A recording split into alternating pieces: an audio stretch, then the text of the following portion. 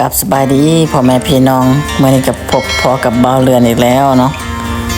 มือผักมือพรเนาะพากันกลับมาบ้านมาเห็ดเมนูเด็ดยี่วันจะเป็นเมนูปิ้งเป็ดเนาะเขามีทั้งเซฟพิเศษมานี่ฝีมือสุดยอดเพิ่นมาปิ้งให้โดยเฉพาะเนาะจางคัดตัวมาบ่แม่นน้อยๆได้เซฟนี่เปิ้นทาปิ้งทายกตอนโหเลยว่าเป็นมืออาชีพแท้ๆเนาะเอามีเป็ดพิเศษมาไหมหมักเครื่องเทศดีๆแล้วก็มาปิ้งใส่ไฟอ่อนๆกันเนาะใส่เวลาปิ้งไปประมาณ 3-4 นาทีก็เริ่มมีกลิ่นหอมขึ้นมาแล้วเนาะหอมจากเครื่องเทศหอมจากน้ำมันของเป็ดคือทุกคนเห็นเลยเนาะโอ้ยน่ากินแหงทีนี้เชฟเขาก็ตั้งอกตั้งใจปีนไปเนาะ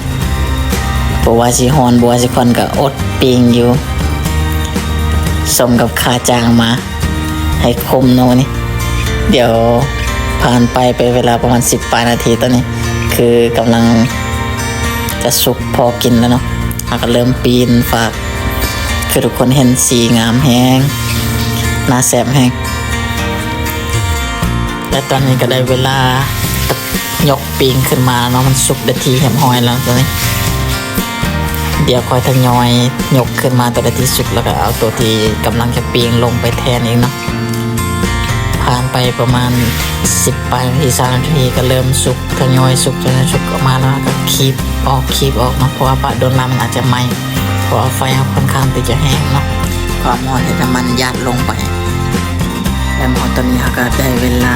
เอาออกมาตัดเป็นตอนเป็นทีหอยนะเพราะมันสุกเป็นทีหอยแล้วนะตอนนี้เดี๋ยวกำลังตัดเป็นตอนออกมานะพร้อมที่จะเสิร์ฟแล้วตอนนี้ขอเลื่อนเวลาไปอีกนิดนึงเนาะให้มันไวๆไปแล้วก็ตัดไปแบบยาวๆไปเลยเนาะตัดเป็นตอนออกมาเพิ่มความน่าแซ่บเนาะทุกคนน่าแซ่บแห้ง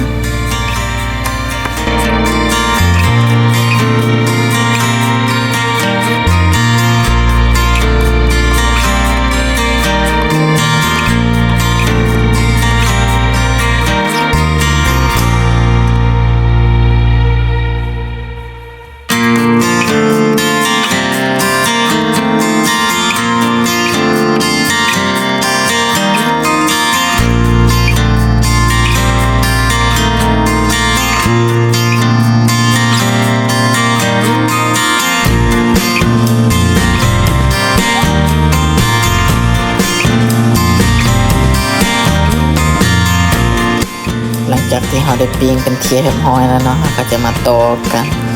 เลือดที่เราแป้งไว้เนาะกำลังเป็นอยู่เนาะเอาใส่หอมลาบหอยนาแล้วก็เป็นทีแฮมหอยเนาะน่าแซ่บแห้งคือทุกคนเห็นใส่เวลา 4-5 นาทีก็เริ่มกามแล้วก็เอาเครื่องหอมหอยนาพร้อมกับปิ้งเข้ามาเสิร์ฟขึ้นโต๊ะเลยเนาะพร้อมรับประทานนะตอนนี้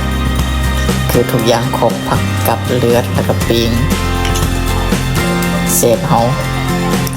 ครัวเองกินเองแซ่บเองเนาะ